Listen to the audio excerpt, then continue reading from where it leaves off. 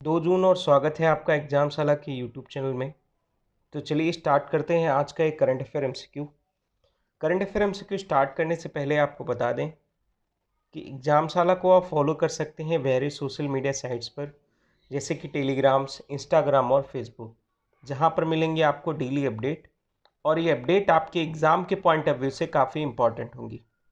तो चलिए स्टार्ट करते हैं आज का ये सेशन। देखिए, इस सेशन स्टार्ट करने से पहले आपको मैं कुछ 5 क्वेश्चन दे रहा हूँ। इन 5 क्वेश्चंस को आप अटेम्प्ट करिए और इन्हें कमेंट सेक्शन में मेंशन करिए। ये 5 क्वेश्चन जो होंगे ये स्टैटिक जी के बेस्ड होंगे। ठीक है, जी हाँ, स्टैटिक जी के बेस्ड। तो देखते हैं ये 5 क्वेश्चंस कौन है।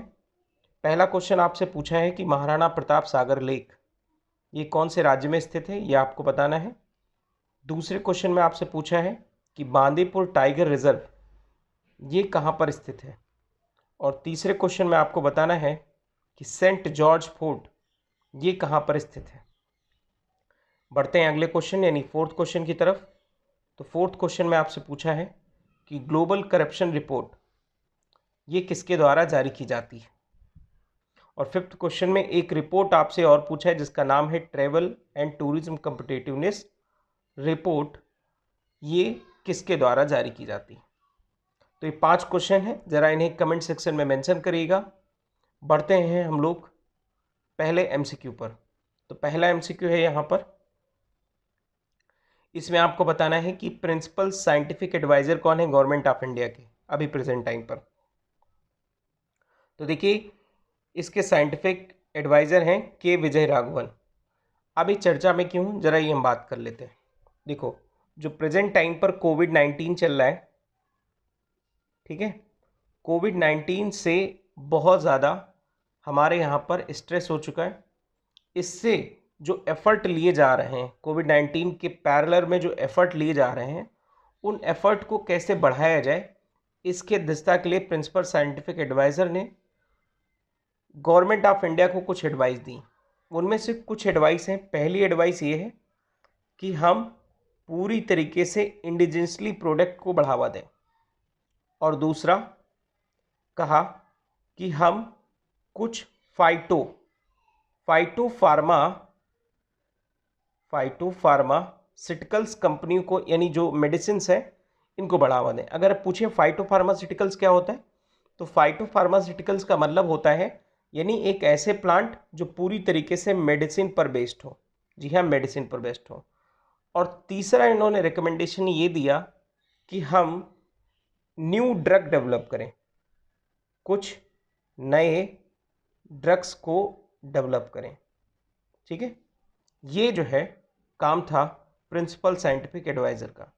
बात समझ में आ गई। तो बढ़ते हैं अगले क्वेश्चन पर, क्वेश्चन नंबर सेकंड पर। क्वेश्चन नंबर सेकंड में आपसे पूछा है कि किस कंट्री ने चाइनीज ऑफिशियल को इन्वॉल्व किया है इल ट्रीटमेंट, कहाँ पर, जिनजियांग प्रोविंस में। किसके लिए, उइगुर के लिए। देखिए, उइगुर एक जिनजियांग प्रोविंस में रहने वाली एक मुस्लिम कम्युनिटी है।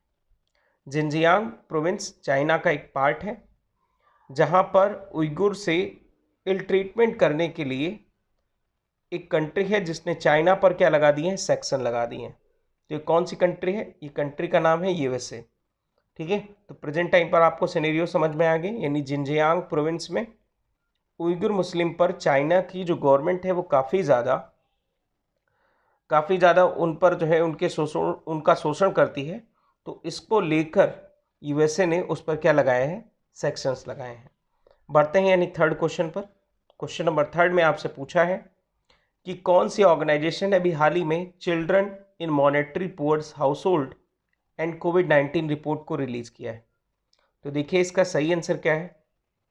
सही आंसर है यूनिसेफ। अब थोड़ा सा कंटेक्स्ट के बारे में जान लेते हैं। कंटेक्स्ट क्या है। देखो, कोविड-19 चल रहा है और ये जो कोविड-19 चल रहा है इससे सबसे ज़्यादा लॉस किसको हुआ है, पुअर फैमिली को, यानी जो पुअर फैमिली है।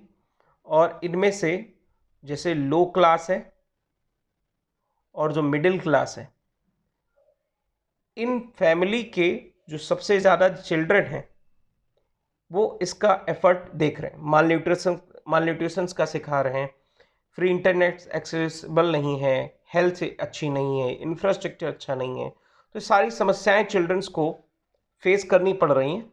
इसके लिए ये रिपोर्ट रिलीज की है और यूनिसेफ का मानना है कि इससे लगभग 672, जी हाँ 672 मिलियंस बच्चे प्रभावित हो रहे हैं। बात समझ में आ गई? बढ़ते हैं अगले क्वेश्चन पर, यानी क्वेश्चन नंबर 4 पर।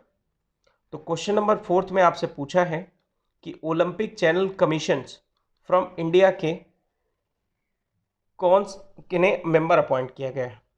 तो देखिए इसका सही आंसर क्या है। इसका सही आंसर है नरेंद्र बत्रा। नरेंद्र बत्रा इससे पहले इंटरनेशनल हॉकी फेडरेशन, जी हाँ इंटरनेशनल हॉकी फेडरेशन के हेड थे। दोनों बॉडी के बारे में अब हम बात कर लेते हैं।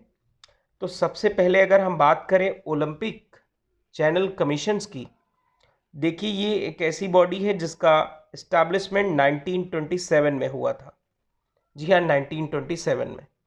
और इंटरनेशनल हॉकी फेडरेशन का इस्टेब्लिशमेंट 1924 में हुआ था। एक काम आपको दे रहा हूँ, ये काम आप करिए कि इंटरनेशनल हॉकी फेडरेशन का हेडक्वार्टर कहाँ है, जरा इसे बिना गूगल की कमेंट सेक्शन में मेंशन करिएगा। आगे बढ़ते हैं यानी क्वेश्चन नंबर 5 पर।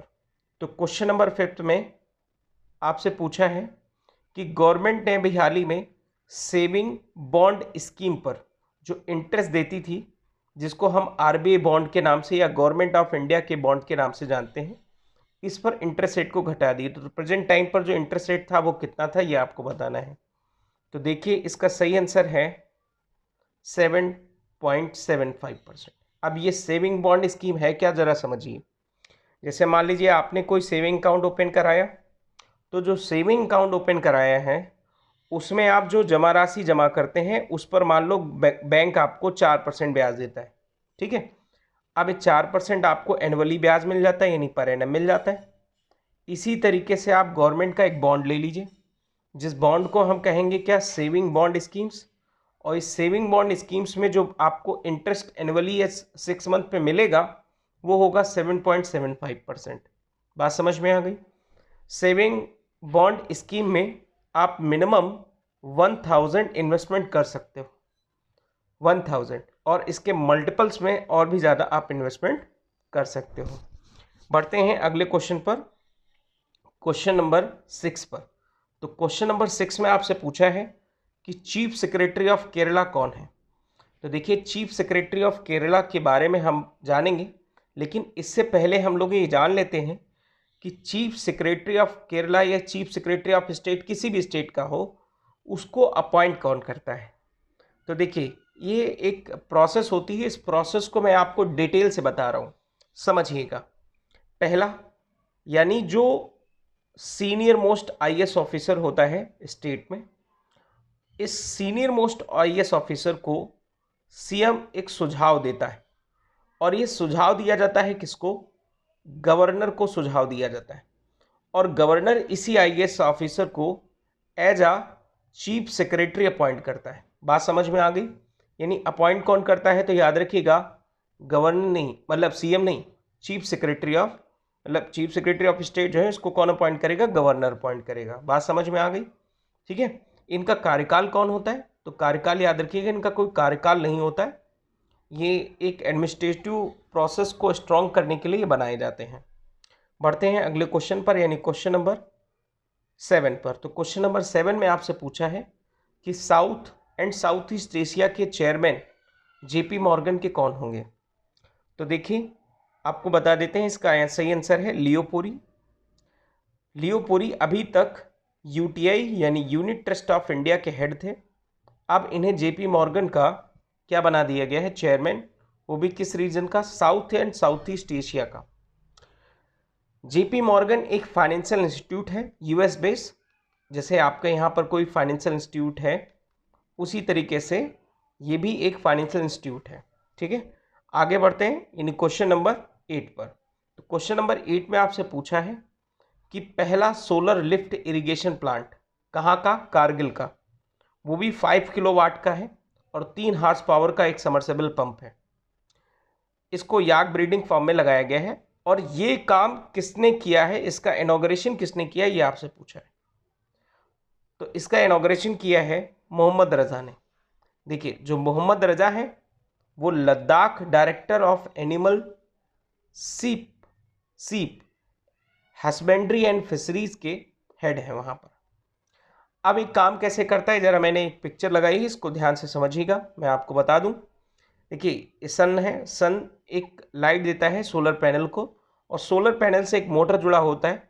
ये मोटर समरसेबल से कनेक्ट होता है, और समरसेबल क्या करता है, अंदर से अंडरग्राउंड से वाटर निकाल कर और इरिगेशन को बढ़ावा देता है। बात समझ में आ गई। तो ये इसका first solar lift irrigation plant था कारगिल में। आगे बढ़ते हैं यानी क्वेश्चन नंबर 9 पर। तो क्वेश्चन नंबर 9 में आपसे पूछा है कि कौन से स्टेट ने अभी हाल ही में के फोन लॉन्च किया है। तो के फोन से आपको यहाँ पर के से अगर कनेक्ट करें तो दो ऑप्शन मिल रहे हैं आपको, पहला कर्नाटक और दूसरा केरल।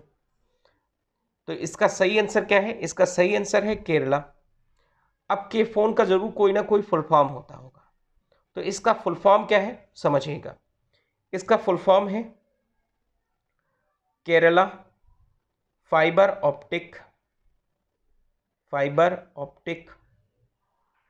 Optic network. ठीक है जी हाँ, केरला फाइबर ऑप्टिक नेटवर्क।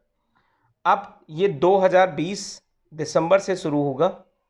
इसका एम क्या है, इसका एम है कि पूरे स्टेट में फ्री इंटरनेट एक्सेस को बढ़ावा देना है। ठीक है, फ्री इंटरनेट एक्सेस को बढ़ावा देना है। क्यों देना है, क्योंकि आपको मालूम होगा अभी कुछ महीने पहले सुप्रीम कोर्ट का एक आदेश था। उस आदेश में कहा था कि इंटरनेट हमारा एक फंडामेंटल राइट्स है। तो जो इंटरनेट फंडामेंटल राइट्स है, अब उसी दिशा में काम करने के लिए पहला एक ऐसा राज्य बना है जिसने फ्री इंटरनेट को क्या किया है, बढ़ावा दिया है। बात समझ में आ गई। तो ये है, इसमें आपको याद रखना है केरला ने के फोन लॉन्च किया है। आगे बढ़ते हैं यानी क्वेश्चन नंबर 10 की तरफ। तो क्वेश्चन नंबर 10 में आपसे पूछा है कि एंटी टोबैको डे कब मनाया जाता है।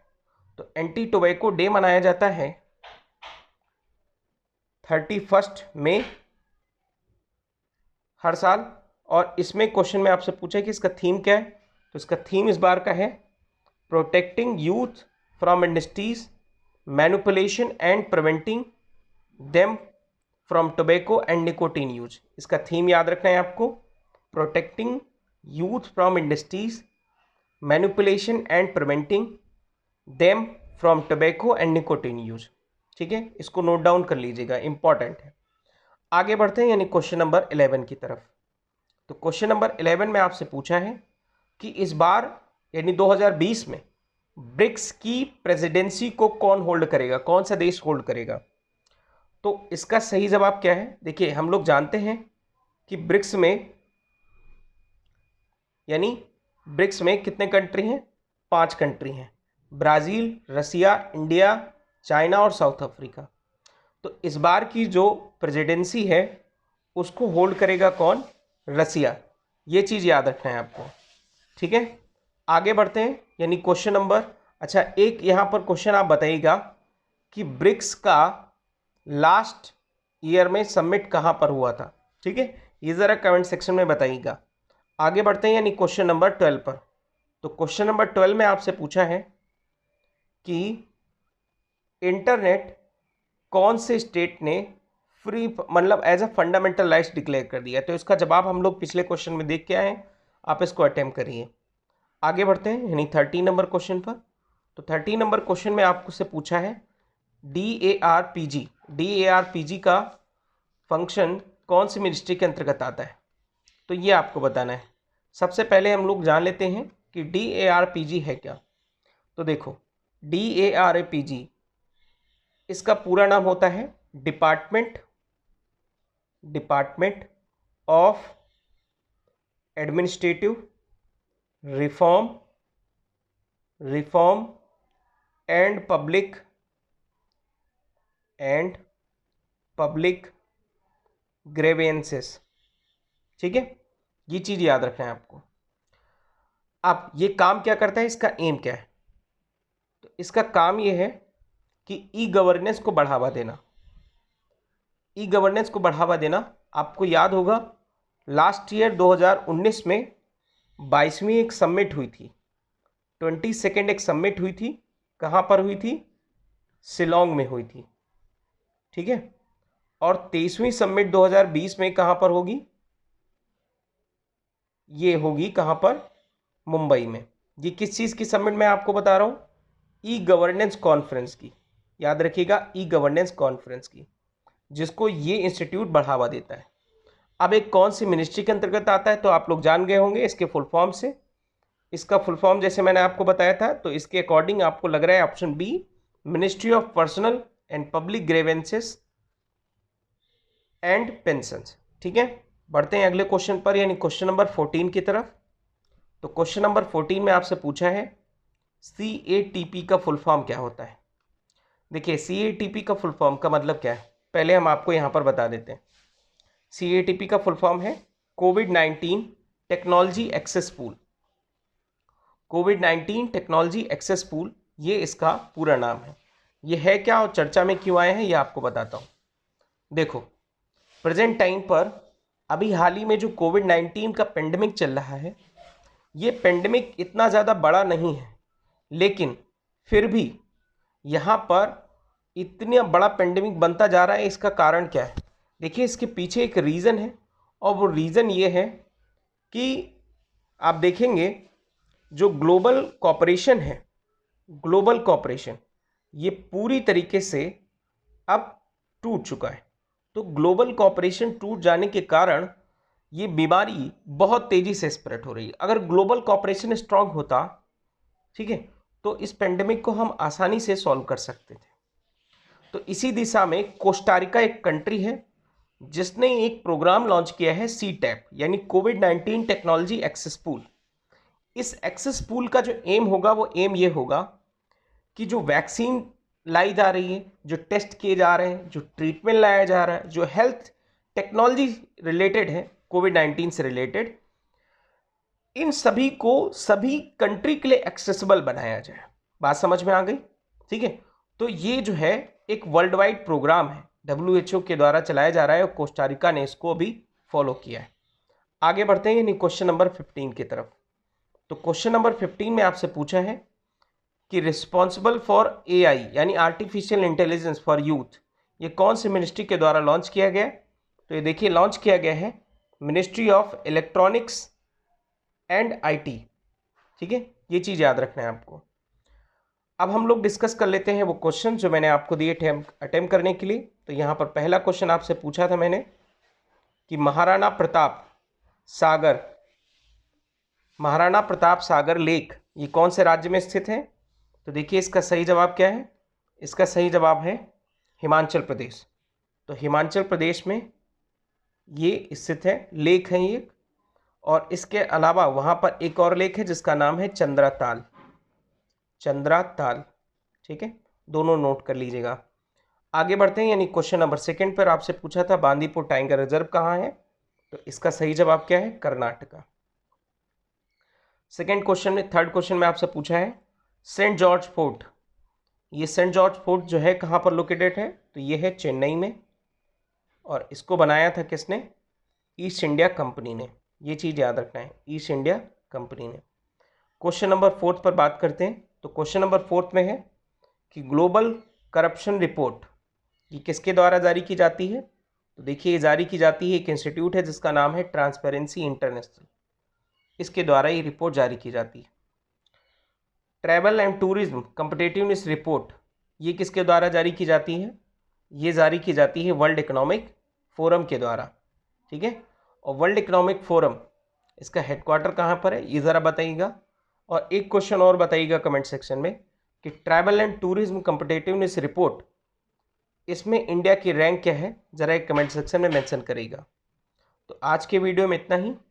Thank you for listening. God bless you all.